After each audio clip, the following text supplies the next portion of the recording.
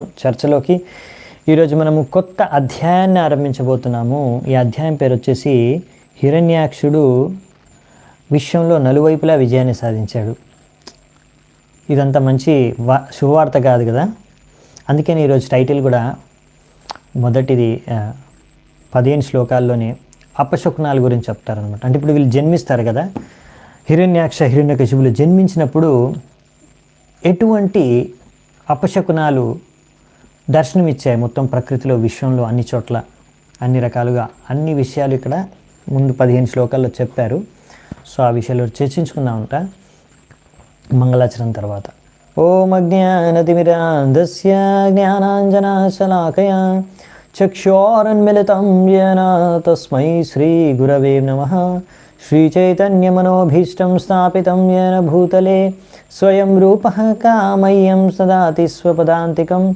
వందేహం శ్రీగురూన్ శ్రీయుతాపదకమలం శ్రీగురూన్ వైష్ణవాంశ శ్రీరూపం సాగ్రజాతం సహగణ రఘునాథాన్వితాం తం సజీవం సాద్వైతం సావధూతం పరిజనసహితం కృష్ణచైతన్యదేవం శ్రీరాధాకృష్ణపాదాన్ సహగణ లలితా శ్రీవిశాఖాన్వితాంశ. నమో ఓం విష్ణుపాదాయ కృష్ణప్రేష్ఠాయ భూతలే శ్రీమతే భక్తివేదాంతస్వామినితి నామినే.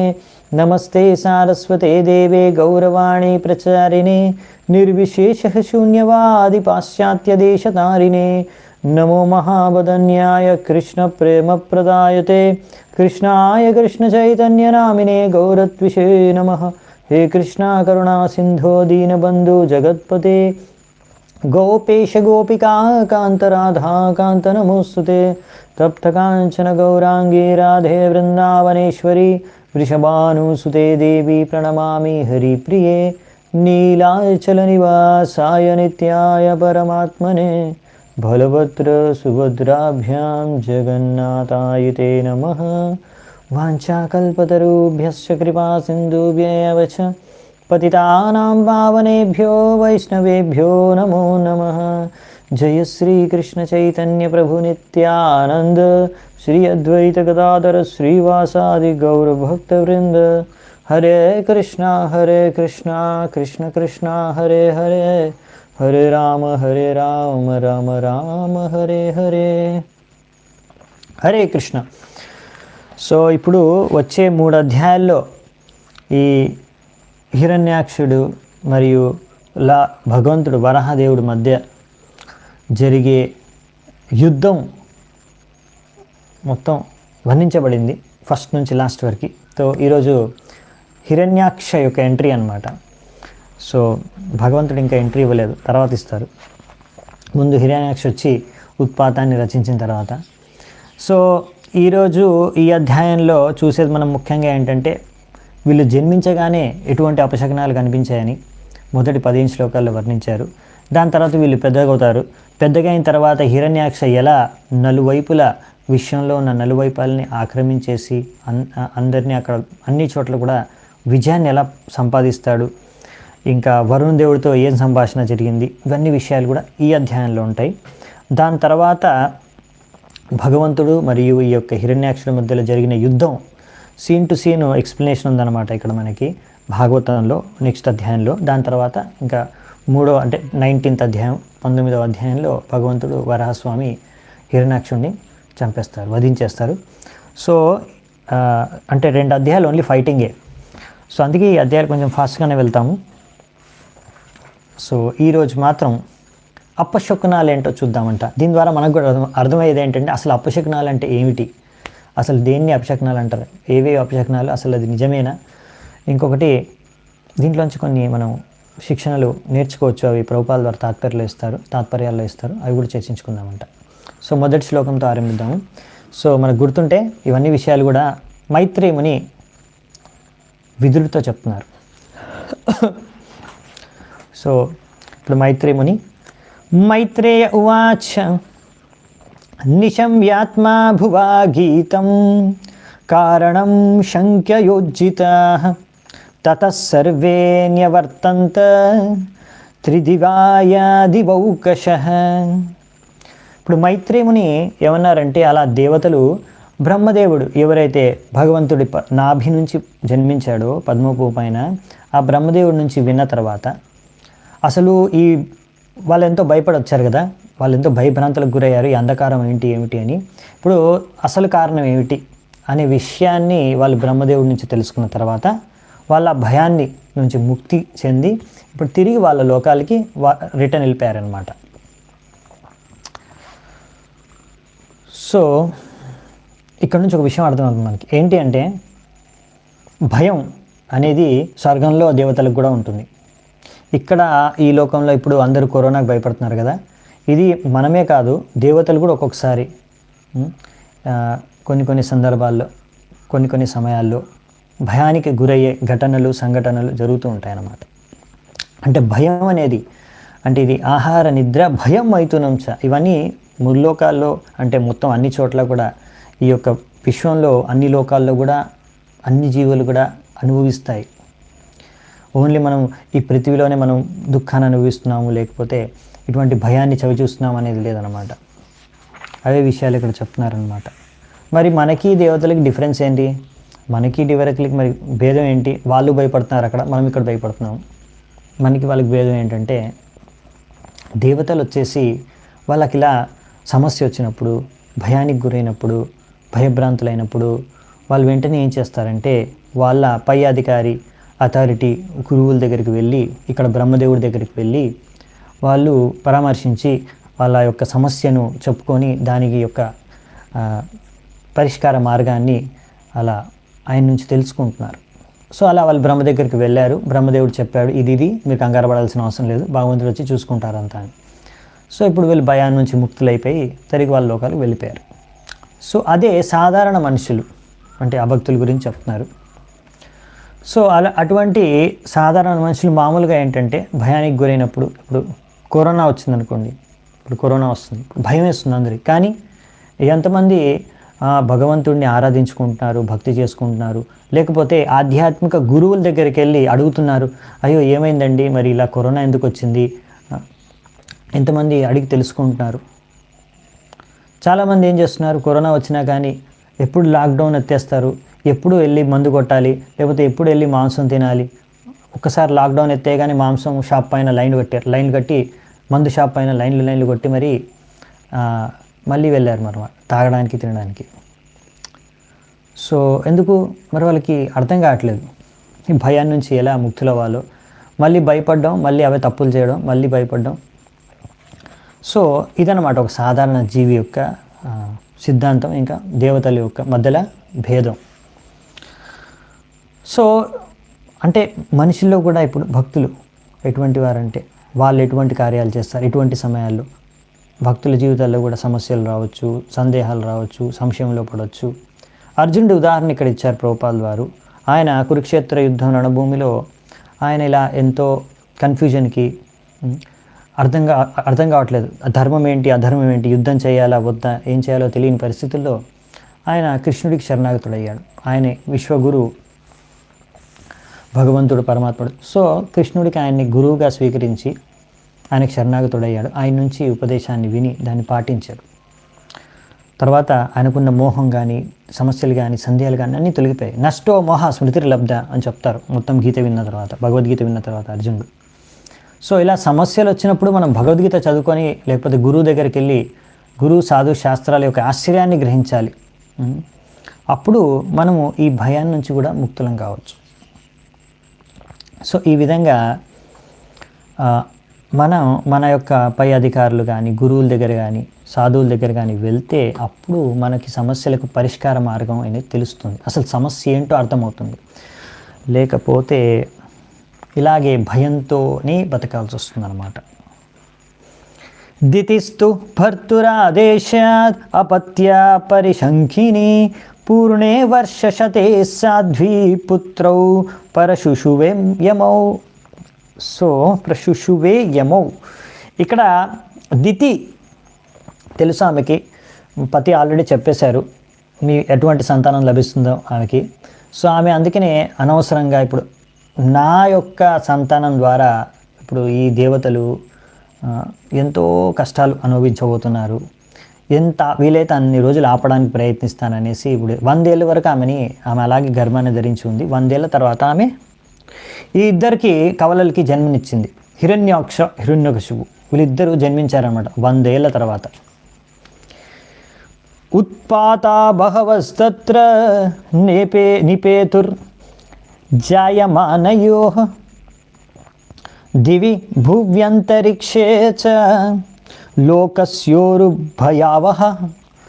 సో వీళ్ళు పుట్టుకతోనే విశ్వంలో నలుదిక్కుల భూమిపైన, లేకపోతే నీళ్ళల్లో కానీ, లేకపోతే అంతరిక్షంలో కానీ, ఆకాశంలో కానీ, గాల్లో కానీ, అగ్నిలో కానీ, గ్రహాల్లో కానీ ప్రతి చోట ఉత్పాతం, భయంకరమైన వాతావరణం ఉత్పన్నమైందంట. ఉత్పాత భవస్, ప్రతి చోట ఉత్పాతం. లోకస్యోరు భయావహ, ప్రతి లోకంలో భయం అనేది ప్రకటించింది. సో భయంకరమైన పరిస్థితులు ఎదురయ్యాయంట. సో ఇప్పుడు మరి ఏమి అవి అంత భయానకమైన విషయాలు ఏమి జరిగాయి మొత్తం విశ్వంలో అన్ని చోట్ల అనే విషయాలనే ఇప్పుడు నెక్స్ట్ 4వ శ్లోకం నుంచి 14వ శ్లోకం వరకు వర్ణిస్తారనమాట. సో ఈ విషయాలు మనం చూసుకుంటూ వెళ్దాము. సహాచలా భువశ్చేలుర్ దిశ సర్వా ప్రజాజ్వలు శుల్కాశాసనయ పేతు కేటవశ్చార్తిహేతవః. మొదటిది భూకంపాలు. పెద్ద పెద్ద పర్వతాలను కూడా కదిలించే భూకంపాలు వచ్చాయంట. ప్రతి చోట ఎక్కడ పడితే అక్కడ అగ్ని కనిపిస్తుందంట, అగ్ని బయటపడుతుందంట. ఎంతో అశుభ సంకేతమైన అశుభ గ్రహాలు, శనిగ్రహం వంటివి అవన్నీ కనిపిస్తాయంట, బాగా ప్రజ్వలితమై. ఇంకా రకరకాల తోకచుక్కలు, ఇంకా రకరకాల అవన్నీ కూడా దాంతోపాటు తిరుగుతున్నాయి, పడుతున్నాయంట. సో ఇప్పుడు మనకు వర్ణించబోతున్నారు, ఇది జస్ట్ ఫస్ట్ శ్లోకం మాత్రమే, ఇంకా 10 శ్లోకాలు ఉన్నాయి. సో ఇక్కడ మనము చూసేది ఏంటంటే, ఇద్దరు అసురులు జన్మించిన కారణంగానే మొత్తం విశ్వం అంతా ఇన్ని రకాల ప్రకృతి వైపరీత్యాలని మనకు దర్శనమిస్తున్నాయి. ప్రకృతి యొక్క వికృతి మొత్తం మనం చూడగలుగుతున్నామే, ఇక్కడ కనిపిస్తుంది. అటువంటిది ఇప్పుడు ఈ యొక్క కలియుగంలో ఏంటంటే అసుర ప్రవృత్తి కలిగిన వ్యక్తులు పెరిగిపోయారు. జనాభా సంఖ్య, అసుర ప్రవృత్తి కలిగిన జనాభా సంఖ్య పెరిగిపోయింది. అందుకనే మనం అర్థం చేసుకోవచ్చు ఎన్ని ప్రకృతి వైపరీత్యాలు ఎందుకు వస్తున్నాయి. తుఫాన్లు, సైక్లోన్లు, లేకపోతే ఇప్పుడు కరోనా నడుస్తుంది, అది ఒకరోజు కూడా కాదు, సంవత్సరం అయిపోయింది, ఇంకా తగ్గలేదు. సో ఎందుకు నడుస్తున్నాయి అంటే ఇవన్నీ కూడా తప్పకుండా మనం అర్థం చేసుకోవాల్సింది అంటే భాగవతంలోని ఈ యొక్క శాస్త్రాల్లోంచి అర్థమయ్యే విషయాలు ఏంటంటే, ఇప్పుడు సమాజంలో అసుర ప్రవృత్తి కలిగిన వ్యక్తుల యొక్క సంఖ్య పెరిగిపోయిందంటే ఏంటంటే వాళ్ళు అసుర ప్రవృత్తి ఉండడమే కాదు, వాళ్ళు అటువంటి కార్యాలు చేస్తారనమాట. అధార్మిక కార్యాలు, పాపకార్యాలు బాగా చేయడం ద్వారా, దాని ద్వారా ఏంటంటే ఇలాంటి ప్రకృతి వైపరీత్యాలు మనం చూడడానికి మనకి దర్శనం ఇస్తున్నాయి అన్నమాట.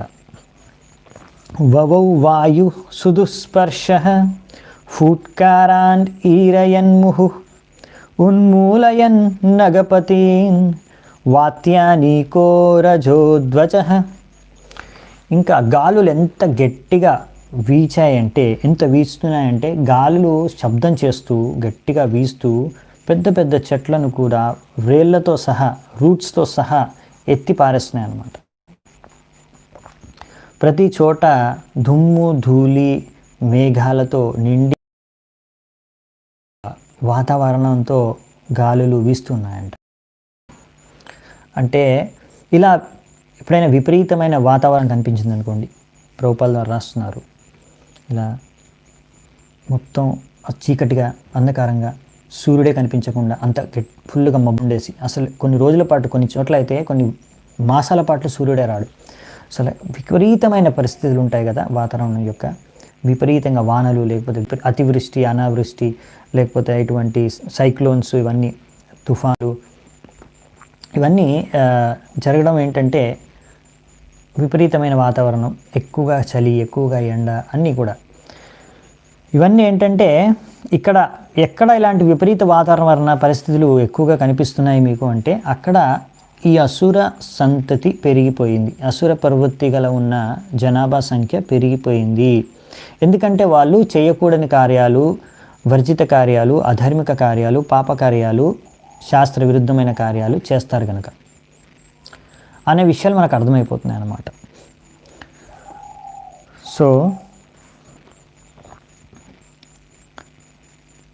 ఉద్దసత్తదిదంభోద ఘటయాన్నష్టభాగనే వ్యోమ్ని ప్రవిష్టతమసా నస్మ వ్యదృశ్యతే పదం. ఇంకేం చెప్తున్నారంటే, ఇలా మేఘాలు ఎంత ఘనంగా ఉన్నాయంటే మనకు అక్కడ పైన లోకాల్లో చుక్కలు కానీ తారలు కానీ ఏం కనిపించట్లేవు. అంత అంధకారమే, ప్రతి చోట అంధకారమే. సూర్యుడు, చంద్రుడు, చుక్కలు ఏం కనిపించకుండా అంత అంధకారం, అన్ని ఓపిలా అంధకారమేనంట, ఏం కనిపించట్లేదంట. చుక్రోష విమనా వర్ధిర్ ఉధుర్మీ క్షుభితోధర షోడపానశ్చ శరితస్ చుక్షుభూ శుష్క పంకజ. ఇంకా సముద్రాల్లో ఎంత పెద్ద పెద్ద అలలు పెద్ద పెద్ద శబ్దం చేసుకుంటూ వస్తున్నాయంట. ఇంకా దాంట్లో ఉన్న ప్రాణులన్నీ కూడా పెద్ద పెద్ద శబ్దాలు చేస్తున్నాయంట. అలా ఇంకా ఏ జలాశయాలున్నా నదులున్నా కానీ అవన్నిట్లో ఉన్న పద్మపు పువ్వులు కూడా అవి విచలితమైపోయాయంట. అంటే డ్రై ఎండిపోయి వాడిపోయాయంట. అక్కడ ఉన్న నీళ్ళన్నీ కూడా అంతో విచలితమైపోయాయంట భయంతో.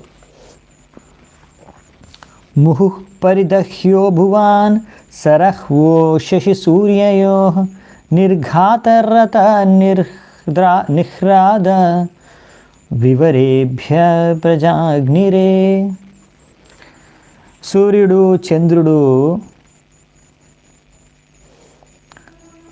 సూర్యగ్రహణం, చంద్రగ్రహణం జరిగినప్పుడు మనం చూస్తాం కదా, చుట్టూ ఒక చిన్న హ్యాలో లాగా, ఒక చిన్న లైట్ లాగా ఉంటుంది. అలా అంధకారంలో మిగిలిపోతాం. అలా కనిపించాయి. ఇంకా ఎక్కడ మేఘాలు లేకున్నా కానీ మేఘాలు గర్జిస్తున్న శబ్దం కనిపిస్తుందంట. ఇంకా గుహల్లోంచి రథాలు ప్రయాణిస్తున్నప్పుడు జరిగే శబ్దం అక్కడి నుంచి గుహల్లోంచి వస్తుందంట బయటికి. అంతేకాకుండా ఇప్పుడు పశు పక్షుల ద్వారా అపశకునాలు గురించి చెప్తారు. అంతర్గ్రామేషు ముఖతో వమంత్యో వహ్ని ముల్బనం శృగలోలుకతంకారై ప్రాణేదుర్ అశివం శివ. ఇప్పుడు అంతర్గ్రామేషు, గ్రామాల్లో లోపల్లోంచి, గ్రామ అంటే గ్రామాల లోపల ఎంతోమంది ఆడ నక్కలు, షీ జాకల్స్, ఆడ నక్కలు కూస్తున్నాయంట. నక్క కూస్తుంది కదా, అలా కూసినప్పుడు ఇంకా మిగతా నక్కలు, గుడ్లగూబలు ఇవన్నీ కూడా గట్టిగా అరుస్తున్నాయంట, కూస్తున్నాయంట. సో ఇంకా ఆ నక్కలు వాళ్ళ ముఖం నుంచి మంట బయటపడుతుందంట. ఇంకా సంగీతవద్ రోదనవద్ ఉన్నమయ్యా శిరోధరాం వ్యముంచన్ వివిధా వాచో గ్రామసింహస్తతస్తతః. ఎస్, ఇవన్నీ అశుభ సంకేతాలు, అపశకునాలు. ఇంకోటి గ్రామసింహం. గ్రామసింహం ఎవరండి? గ్రామసింహం అంటే కుక్క. సో కుక్కలు కూడా తలెత్తి గట్టిగా అరుస్తున్నాయంట, అటు ఇటు తిరుక్కుంటూ గట్టిగా అరుస్తున్నాయంట. చెవులు పగిలిపోయే విధంగా గట్టిగా కుక్కలు అరుచుకుంటూ తిరుగుతున్నాయంట ప్రతి చోట. కుక్కలు అరవడమే కాదు, అంటే ఇప్పుడు నక్కలు, కుక్కలు, గుడ్లగూబలు అన్నీ అరుస్తున్నాయి. దీని తర్వాత ఇంకా అరవడానికి ఇంకొకరు ఉన్నారు, క్యాటెట్. నెక్స్ట్ 11వ శ్లోకంలో ఖారాశ్చ కర్కశై క్షట్ట ఖూరైర్జ్ఞనతోద్ధరాతలం ఖార్ఖారవసమత్థ పర్యధావన్ వరూతశః. ఇంకెవరు? గాడిదలు కూడా పెద్ద గుంపుల్లో అటు ఇటు గుంపుల్లో తిరుక్కుంటూ గట్టిగా అరుస్తున్నాయంట. ఇవి కూడా గాడిదలు అరుస్తే ఎలా ఉంటాయో తెలుసు కదా, అలా గట్టి గట్టిగా అరుస్తున్నాయంట గాడిదలు కూడా. ఇప్పుడు ఇవన్నీ చిహ్నాలు అన్నమాట. ఇవి చూసి ఏదో అశుభం జరగబోతుంది, ఏదో భయానకమైన విషయం జరగబోతుంది, ఏదో పాపం జరగబోతుంది, ఇవన్నీ అశుభ సంకేతాలు, ఇవన్నీ కూడా అపశకునాలు అన్నమాట. ఇదంతా ఒక సైన్స్. ఈ విషయం మనం అర్థం చేసుకోవాలి. ఇలాంటివన్నీ మనం సమాజంలో జరిగినప్పుడు మనం అర్థం చేసుకోవాలి, ఇప్పుడు ఏదో ఘోర పాపం, ఘోరమైన ప్రమాదం ఉంది, లేదా జరగబోతుంది, జరుగుతుంది. సో ఇది అంత ఒక విజ్ఞానం, నిమిత్త శాస్త్రం అంటారు. ఇది మన వేదాల్లో ఉంది. ఇది ఇక్కడ ఇచ్చినవి అన్నీ కూడా ఇవి మూఢనమ్మకాలు, కాల్పనికమైన మిథ్య కథలో కాదనమాట. ఇవన్నీ రియల్గా జరిగిన విషయాలు. ఇదంతా కూడా ఒక విజ్ఞానం. ఇది అంటే బయట వాతావరణంలో జరిగే మార్పులు, పశువు పక్షులలో జరిగే మార్పుల ద్వారా మనం గ్రహించవచ్చు ఇప్పుడు మంచి జరగబోతుందా, చెడు జరగబోతుందా అని. ఇది గొప్ప విజ్ఞానం. సమాజంలో పాపం పెరిగిపోయిందా, ధర్మం పెరిగిపోయిందా అనే విషయం అర్థమవుతుంది. అంటే ఇప్పుడు ఇక్కడ పాపాత్ములు, అసురులు, అసుర ప్రవృత్తి గల వాళ్ళు, పాప కార్యాలన్నీ పెరిగిపోయాయనే విషయం అర్థమవుతుంది. సో అలా మనము శ్రీమద్ భాగవతం శాస్త్రాల్లోంచి అర్థం చేసుకోవచ్చు. ఇప్పుడు విజ్ఞానం అనేది జనాలకు తెలియదు, ఈ మూఢనమ్మకాలు అనుకున్నారు. అందుకే ఇప్పుడు వాళ్ళకి అర్థం కావట్లేదు ఏం చేయాలో. కరోనా వచ్చినా కానీ ఇప్పుడు ఏం చేయాలి, ఇంకా అలాగే మాంసం తినడం మాత్రం వదిలేయట్లేదు, ఇంకా మద్యపానం వదిలేయట్లేదు, ఇంకా అలాంటి 4 నియమాల్ని అలాగే శాస్త్రాలని ఉల్లంఘిస్తూనే ఉన్నారు. మళ్ళీ ఆలోచిస్తున్నారు ఎందుకు తగ్గట్లేదు, కరోనా ఎందుకు తగ్గట్లేదు అని. సో కరోనా వెళ్ళిపోతుంది కాసేపు అయిన తర్వాత. ఎలాగైతే హిరణ్యాక్షుడు కూడా శాశ్వతం కాదు, కొంచెం సమయం తర్వాత వీళ్ళు వెళ్ళిపోతారు, తర్వాత ఇంకో అసురుడు వస్తాడు. అలాగే ఇక్కడ ఒక రోగం వెళ్ళిపోతుంది, ఇంకో రోగం వస్తుంది. సో ఇక్కడ ఏంటంటే ఇది ఒక విజ్ఞానం. ఇవాళ రేపు జనాలకి ఈ విజ్ఞానాన్ని అర్థం చేసుకోరు, మన సంస్కృతిని కూడా అర్థం చేసుకోరు. కానీ ఇలాంటి విజ్ఞానం మన శాస్త్రాల్లో ఉంది. ఇది ఒక శాస్త్రం. అలాగే ఆయుర్వేదం అదొక శాస్త్రం, జ్యోతిష్ శాస్త్రం, ఇవన్నీ శాస్త్రాలు, ఎంతో విజ్ఞానంతో కూడిన శాస్త్రాలు అన్నమాట. ఇప్పుడు ఆయుర్వేదంలో ఎవరైనా బాగా ఆయుర్వేదిక్ మంచి డాక్టర్ ఉంటే, ఆయనకు ఆయుర్వేదం బాగా తెలిస్తే, వాళ్ళు ముందు మనకేం టెస్టులు అవసరం లేదనమాట. మీకు ఏ రోగం వచ్చినా సరే మీ నాడి పట్టుకొని ఇంకా కొన్ని మీలో ఉన్న సిమ్టమ్స్, చిహ్నాలని చూసి మీకు ఏ రోగం ఉందని చెప్పేసి దానికి మందు ఇచ్చేసేవారు, ట్రీట్మెంట్ చేసేవారు. కానీ ఇప్పుడు మీరు ఏదైనా సమస్య వస్తే డాక్టర్ దగ్గరికి వెళ్ళారనుకోండి, ఒక 10 టెస్టులు రాస్తారనమాట. అన్ని టెస్టులు చేసిన తర్వాత ఆ టెస్ట్లో రిపోర్ట్ చూసి మీకు చెప్తాడు మీకు ఏం ప్రాబ్లం ఉందో. ఆ రిపోర్ట్ చూస్తే మీకు కూడా అర్థమైపోతుంది, అక్కడ రాసే ఉంటుంది మీకు ఏం సమస్య ఉంది అనేది. ఎనీవేస్, తో ఇప్పుడున్న మోడర్న్ అలోపతి డాక్టర్లు ఏంటంటే వాళ్ళకు 10 రకాలు 100 రకాల టెస్టులు చేసిన తర్వాత వాళ్ళు ఒక నిర్ధారణ రాగలుగుతారు ఒక్కొక్కసారి. అప్పుడు కూడా రాలేరు కొన్నిసార్లు, అర్థం చేసుకోలేరు ఏం జరుగుతుంది అనేది కొంతమంది పేషెంట్ సమస్యలు. సో ఇది కరెక్ట్ సైన్స్ కాదు, అర్థమైపోతుంది మనకి. ఇది విజ్ఞానంలో అసలు విజ్ఞానం అంత ఎక్కువ బాగాలేదని, అజ్ఞానం ఎక్కువ ఉందని. అదే ఆయుర్వేదంలో మీరేం చెప్పనవసరం లేదు, డాక్టర్కి పట్టుకొని మిమ్మల్ని చూసి చెప్పేస్తారు మొత్తం, మీ నాడి పట్టుకొని, లేకపోతే మీలో ఉన్న కొన్ని సిమ్టమ్స్, కళ్ళు, నారిక ఇలాంటివి చూసి. సో ఇలాంటి చిహ్నాలని చూసి సమస్య ఏంటని కనిపెట్టేది, ఆ సమస్య ఏంటని కనుక్కోవడం అనేది ఒక శాస్త్రం. ఇదంతా శాస్త్రాల్లో ఉంది మనకి. సో అందుకనే ఇక్కడ ఇవన్నీ చూస్తుంటే మనకి అర్థం అవ్వాలన్నమాట. ఇందులో ఇక్కడ ఉదాహరణలు ఇచ్చారు. ఇక్కడ మీరు మహాభారతం కానీ రామాయణం కానీ ఎక్కడైనా చూడండి. అప్పుడు మీకు రామాయణంలో నేను చర్చించుకున్నాను, ఎప్పుడైతే పరశురాముడు వస్తాడో దశరథుడు భయపడతాడు. అప్పుడు కొన్ని శుభ సంకేతాలు, కొన్ని అశుభ సంకేతాలు రెండు కనిపిస్తాయి. ఆయన కన్ఫ్యూజ్ అయిపోయి వశిష్ఠుని అడిగితే వశిష్ఠుడు అంటాడు, ఒక ఆపద రాబోతుంది కానీ దానివల్ల మనకేమీ హాని కలగదు, ఆపద వెళ్ళిపోతుంది మళ్ళీ అని, దాని నుంచి మనం బయటపడతామని. సో ఆ విధంగా శుభ సంకేతాలు, అపశుభ సంకేతాలు అనేది ఒక పెద్ద విజ్ఞానం. మనం శాస్త్రాల్లో ప్రతి దగ్గర వస్తుంది, మనకి ప్రతి దగ్గర చూస్తాం మనం. ఇప్పుడు ఎలాగైతే హిరణ్యకశిపుడు పుట్టారు, అలాగే దుర్యోధన పుట్టినప్పుడు కొన్ని అశుభ సంకేతాలు కనిపిస్తాయి. ఆ శుభ సంకేతాలను చూసి అప్పుడే అనేస్తాడు విదురుడు ధృతరాష్ట్రుడికి, ఈయన మీ కులాన్ని నశింపజేసే వ్యక్తి, వెంటనే త్యాగం చేసేసేయండి. సో ఆ విధంగా ఇది ఒక పెద్ద సైన్స్ అన్నమాట. హృదంతో రాసభాత్రశ్చ నీరాద్ ఉద్భతన్ ఖగా ఘోషేరణ్యే చ పశవః శక్రున్మూత్రం అకుర్వత.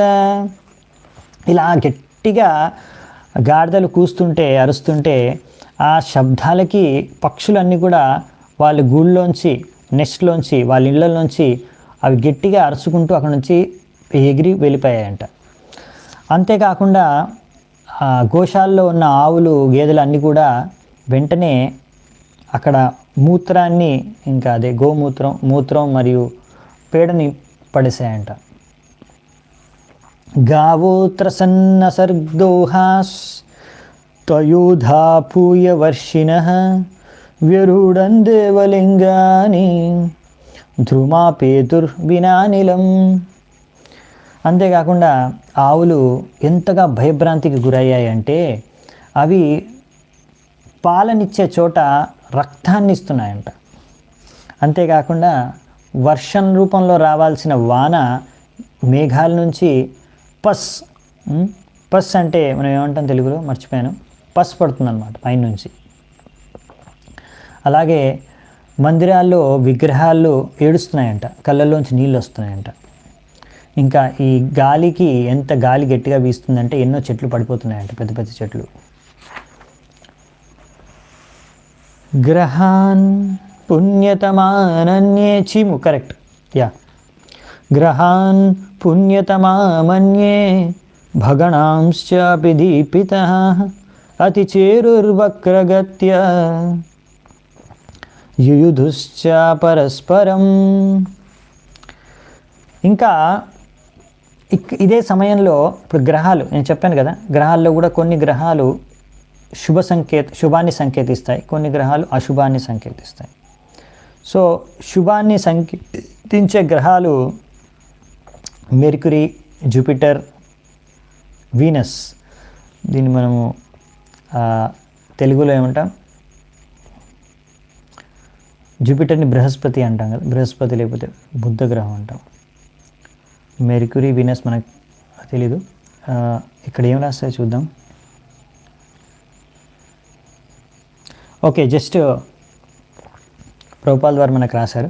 సో ఏ అయితే గ్రహాలు, ఇంకా కొన్ని అశుభ గ్రహాలు, మార్స్, శాటర్న్ అంటే శని గ్రహం, మంగళ గ్రహం, ఇలాంటి అశుభ గ్రహాలు ఏంటంటే అవి ఇంకా బాగా వెదజల్లుతున్నాయంట, బాగా ఉజ్వలితంగా ప్రకాశవంతంగా కనిపిస్తున్నాయి.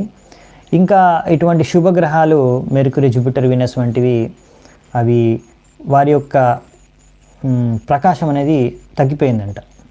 ఇంకా వీరన్నిటి గతివిధులు కూడా కొంచెం రివర్స్లో చిన్నాభిన్నంగా అయిపోయాయి అన్నమాట. సో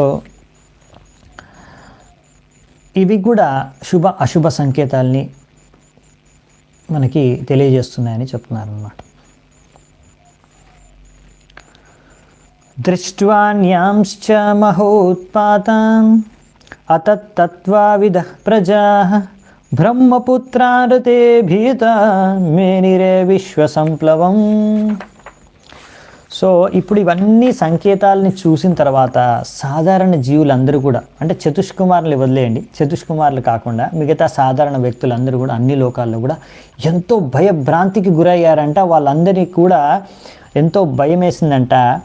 ఇంకా వాళ్ళందరూ కూడా అనుకున్నారంట, ఇప్పుడు మొత్తం సృష్టి అంతా కూడా వినాశనం అవ్వబోతుంది, సమయం ఉత్పన్నమైనట్టుంది వినాశనానికి, సృష్టి మొత్తం విశ్వం అంతా వినాశనం అవ్వబోతుందేమో అనే ఆలోచనలో వాళ్ళు ఉన్నారంట. సాధారణ ప్రజలందరూ కూడా, సాధారణ జీవులందరూ కూడా అన్ని లోకాల్లో కూడా. సో ఇక్కడ మన చతుష్కుమారులు వాళ్ళు మాత్రం భయపడట్లేదు, ఎందుకంటే వాళ్ళకి తెలుసు వాళ్ళు శాపం ఇవ్వడం కారణంగానే ఇప్పుడు జేవి జైలిద్దరే ఇక్కడ హిరణ్యకశిపు ఇంకా హిరణ్యాక్ష రూపంలో వచ్చారు. సో వాళ్ళిద్దరూ కాసేపైన తర్వాత భగవంతుడు వాళ్ళని వధించేస్తాడు. తర్వాత వాళ్ళు మళ్ళీ తిరిగి వైకుంఠానికి వెళ్ళిపోతారు. సృష్టి ఏం నశించిపోదు, ఇది తాత్కాలికమైన సమస్య అనే విషయాన్ని వాళ్ళకి తెలుసు అన్నమాట. అందుకే వాళ్ళు మాత్రం భయపడలేదు, కానీ సాధారణ వాళ్ళు ఈ విషయం తెలియక చాలా భయభ్రాంతికి గురయ్యారని చెప్పారు.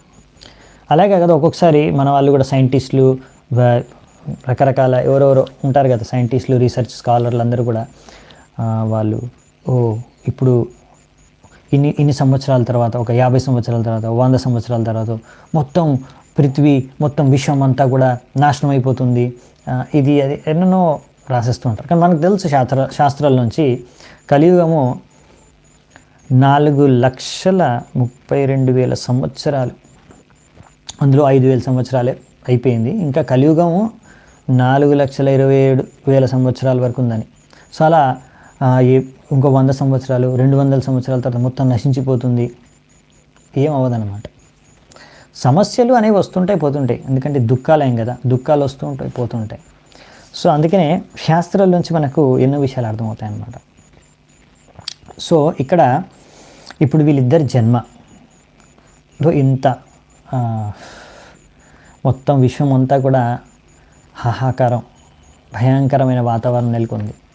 సో ఇక్కడ మనకి ప్రభుపాల్ వారు ఇంకో విషయం చెప్తున్నారు. ఇక్కడ ముఖ్యమైన విషయం ఏంటంటే, అర్జునుడు భగవద్గీతలో, అంటే మనకు ఫస్ట్ అధ్యాయంలోనే చూసుకుంటాము, అర్జునుడు ఎందుకు యుద్ధం చేయనడా చెప్పడానికి ఒక కారణం చెప్తారు కదా. ఇంతమంది మగవాళ్ళందరూ చనిపోతే వీళ్ళందరూ భార్యలందరూ విధవులైపోతారు, సమాజంలో అప్పుడు వీళ్ళందరినీ రక్షించడానికి సరైన తగిన శక్తులు ఉండరు. అప్పుడు కొంతమంది వ్యక్తులు వీళ్ళని శోషిస్తారు, తద్వారా వీళ్ళ ద్వారా వర్ణ సంకర ఉత్పన్నమవుతుంది. తద్వారా వర్ణ సంకర అంటే వీళ్ళందరూ కూడా ధర్మాన్ని పాటించరు, పిండదానం చేయరు, ఇలా ఏ కర్మలు మంచి కర్మలు చేయరు, అన్నీ కూడా పాపాలు చేస్తారు, అధర్మాన్ని వివరిస్తారు. తద్వారా మొత్తం మన సంస్కృతి కులం అన్నీ నశించిపోతాయి, అందరు నరకానికి పోతారు. సో ఇదంతా కూడా వినాశనానికి దారితీస్తుంది అని, దీనికి అంతగా నేనెందుకు కారణం కావాలి, అందుకే నేను యుద్ధం చేయను అని ఒక కారణం చెప్తారు అర్జునుడు. సో ఇది ఒక సైన్స్ అనమాట, ఇది ఒక విజ్ఞానం. అర్జునుడికి విజ్ఞానం తెలుసు కనుకనే ఇదంతా ఆలోచించి అతను ఆలోచిస్తున్నాడు, నేను యుద్ధం చేయాలా వద్దా అని. సో అందుకనే ప్రభుపాల్ వారు చెప్పేది ఏంటంటే, ఇటువంటి అసురుల యొక్క సంతానం, అసుర ప్రవృత్తి గల యొక్క సంతతి జనాభా పెరిగిపోతేనే ఇలాంటి సమస్యలన్నీ ఉత్పన్నమయ్యేవి.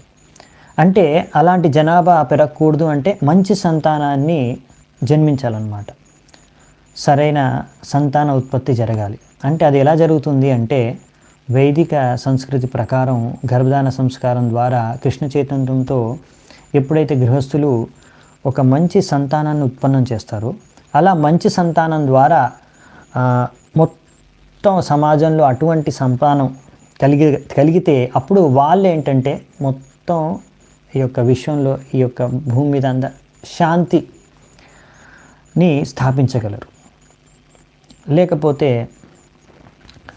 ఇప్పుడు చూస్తున్నాం కదా, అలా ఎన్నో రకాల సమస్యలు సమాజంలో ఉంటాయి, శాంతి భద్రత అనేది ఉండదు. సమాజంలో నిజంగా శాంతి భద్రత కావాలి అంటే మనం వైదిక సంస్కృతిని, సనాతన ధర్మాన్ని, మన వర్ణాశ్రమ ధర్మాన్ని ఇవన్నీ పాటిస్తూ దాని ప్రకారంగా జీవించి, దాని ప్రకారంగా గర్భధాన సంస్కారం ప్రకారంగా సంతానాన్ని ఉత్పన్నం చేస్తే, తద్వారా సరైన సంతానం ద్వారా సమాజంలో శాంతి భద్రత నెలకొల్తాయి. అంతేకాని ఈ సంస్కృతి అంతా ఓల్డ్ ఫ్యాషను, ఇదంతా మూఢనమ్మకాలు, మేము మోడర్ను, మేము చాలా అడ్వాన్సు అనేసి సంస్కృతిని ధర్మాన్ని పాటించకుండా అధర్మాన్ని పాటిస్తూ 4 నియమాల్ని ఫ్యాషన్ పేరుతో లేకపోతే ఆధునికత పేరుతో 4 నియమాల్ని ఉల్లంఘిస్తే అప్పుడు మరి దాని పరిణామాలు ప్రతి ఒక్కరూ చూడాల్సిందే. ఇప్పుడు మనం చూస్తున్నాం కదా అదేవిధంగా. సో అందుకనే మనం అర్థం చేసుకోవాలి, ప్రకృతిలో సమాజంలో ఉన్న అన్ని సమస్యలకి పరిష్కార మార్గం శ్రీమద్ భాగవతం, కృష్ణ చైతన్యం మాత్రమే, హరే కృష్ణ మహామంత్రం మాత్రమే. సో మనము అందుకనే ఇదే విషయాన్ని మనం పాటిస్తూ మనం ప్రచారం చేయాలి. తద్వారా మనము ఈ సమస్య పరిష్కార మార్గానికి మనము అట్లీస్ట్ మనవంతు కృషి, మనవంతు భాగస్వామి చేసిన వాళ్ళం అవుతాం. సో ఇక్కడే ఈరోజు నేను చర్చను ముగిస్తాను. సో మనం ఇంకా విషయాలు నెక్స్ట్ శుక్రవారం చర్చించుకుందామంట. అప్పటి వరకు సెలవు. ధన్యవాదాలు. హరే కృష్ణ. శిల ప్రభుపాద్ కీ జై. గ్రంథరాజ్ శ్రీమద్ భాగవతం కీ జై. నితయ గౌర్ సీతనాథ్ ప్రేమానందే. హరి హరి బోల్.